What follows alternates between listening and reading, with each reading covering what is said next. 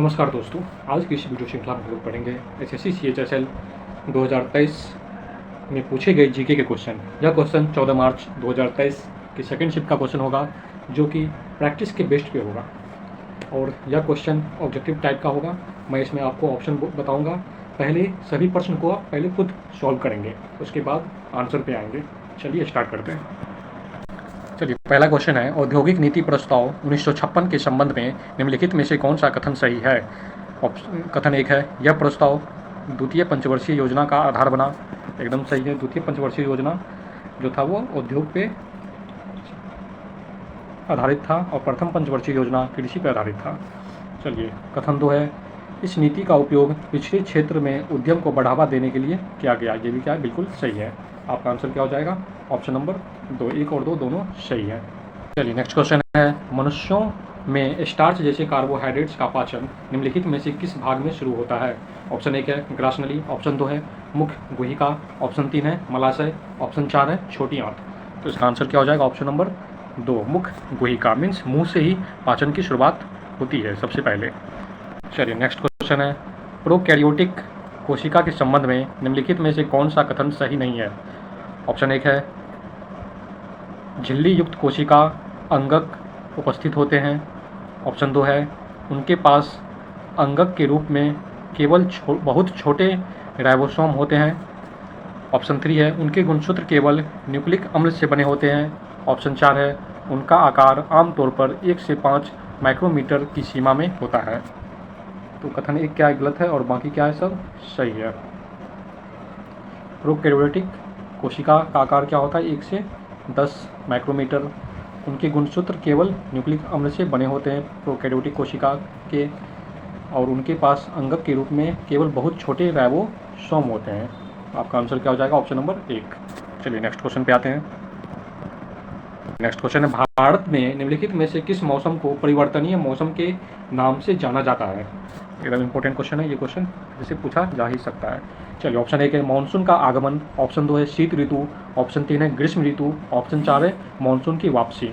तो इसका सही आंसर क्या होगा, ऑप्शन नंबर 4 मानसून की वापसी को परिवर्तनीय मौसम के नाम से जाना जाता है। चलिए, नेक्स्ट क्वेश्चन पे आते हैं। क्वेश्चन नंबर 5, भारतीय संविधान का कौन सा अनुच्छेद राज्यसभा की संरचना से संबंधित निर्देश देता है।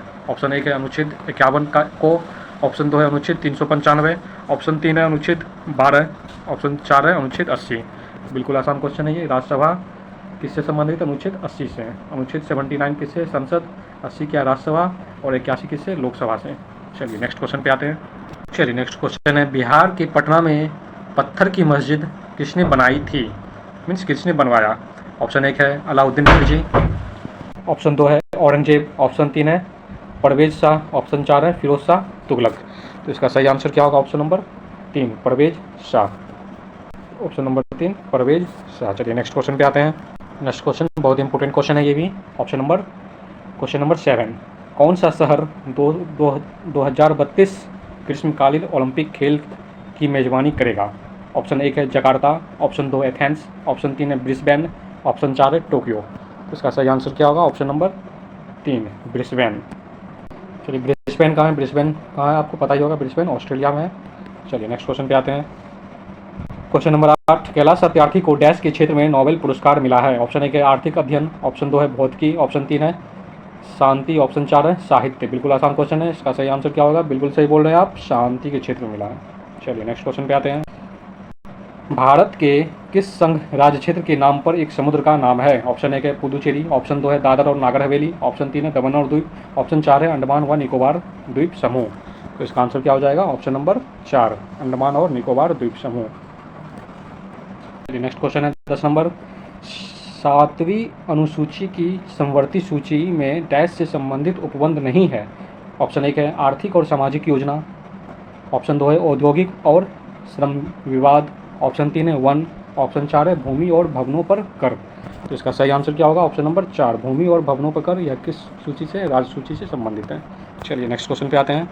नेक्स्ट क्वेश्चन है क्वेश्चन नंबर 11, MS एक्सेल 365 में यदि संभव हो तो अंतिम कमांड या एक्शन को दोहराने के लिए निम्न में से किस शॉर्टकट कुंजी का उपयोग किया जाता है। ऑप्शन 1 है Shift+Y, ऑप्शन 2 है Ctrl+Z, ऑप्शन 3 है Ctrl+Y, ऑप्शन 4 है Shift+Z। इसका सही आंसर क्या होगा? Option number 3 control plus Y, control plus Y. Next question है जो कि वीवीआई क्वेश्चन है। 2G सागा अनफोल्ड किताब किसके द्वारा लिखा गया? 2G सागा अनफोल्ड्स किताब किसके द्वारा लिखी गई है?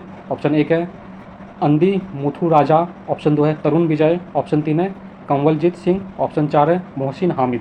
तो इसका सही आंसर क्या होगा? ऑप्शन नंबर 1 अंदीमुथु राजा। चलिए नेक्स्ट क्वेश्चन पे आते हैं। क्वेश्चन नंबर 13 है डैश नदी गोदावरी की एक सहायक नदी है? ऑप्शन 1 है बनास, ऑप्शन 2 है चंबल, ऑप्शन 3 है तवा, ऑप्शन 4 है इंद्रावती। तो इसका आंसर क्या हो जाएगा? Option number 4 Indravati. इंद्रावती किसकी सहायक नदी है? गोदावरी की। और चंबल किसकी सहायक नदी है? यमुना की। चंबल किसकी सहायक नदी है? यमुना की। और बनास किसकी सहायक नदी है? चंबल की। और तवा किसकी सहायक नदी है? तवा है आपको नर्मदा नदी की।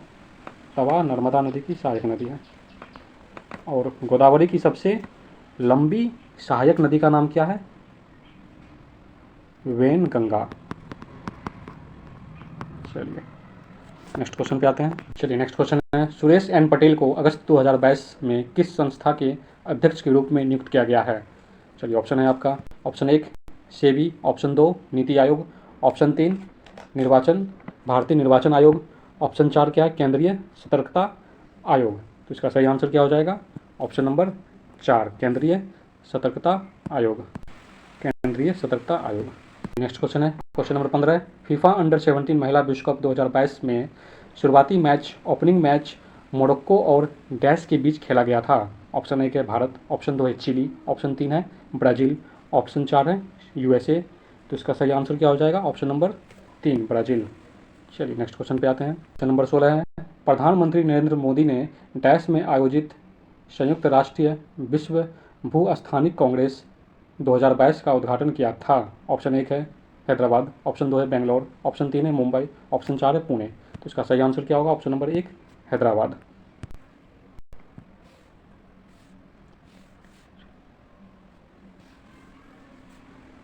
क्वेश्चन नंबर 18 है वाद्य यंत्रों से संबंधित जानकारियों उपलब्ध कराने वाले नाट्यशास्त्र को डैश ने संकलित किया? मीन्स नाट्यशास्त्र किसने लिखा था?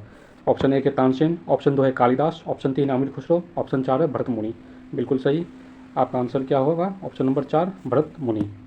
चलिए नेक्स्ट क्वेश्चन है क्वेश्चन नंबर 19 मई 2022 में रेलटेल ने डैश पर आधारित पीएम वानी लॉन्च किया? ऑप्शन 1 है 100 रेलगाड़ियों में खाद्य सब्सिडी, ऑप्शन 2 है मुफ्त यात्रा बीमा योजना, ऑप्शन 3 है अग्नि सुरक्षा योजना सुविधा, ऑप्शन 3 है 100 रेलवे स्टेशन पर वाईफाई की सुविधा।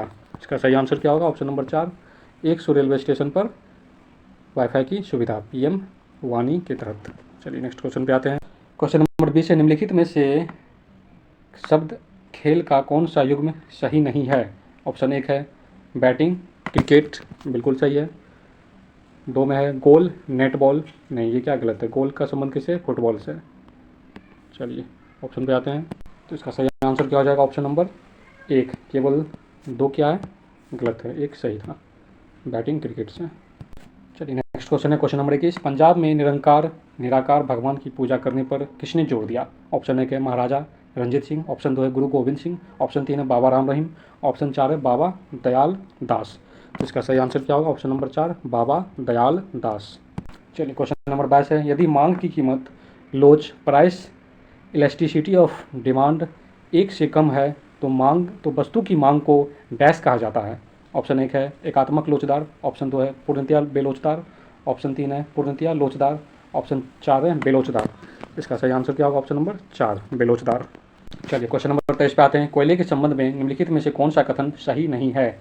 ऑप्शन 1 है गहराई में दबे और अधिक तापमान से प्रभावित कोयले को बिटुमिनस कोयला कहा जाता है। ऑप्शन 2 है धातु रोधन कोयला उच्च श्रेणी के लिग्नाइट कोयला है जिसका वात्या भट्टी में लोहे के प्रगलन में विशेष महत्व है।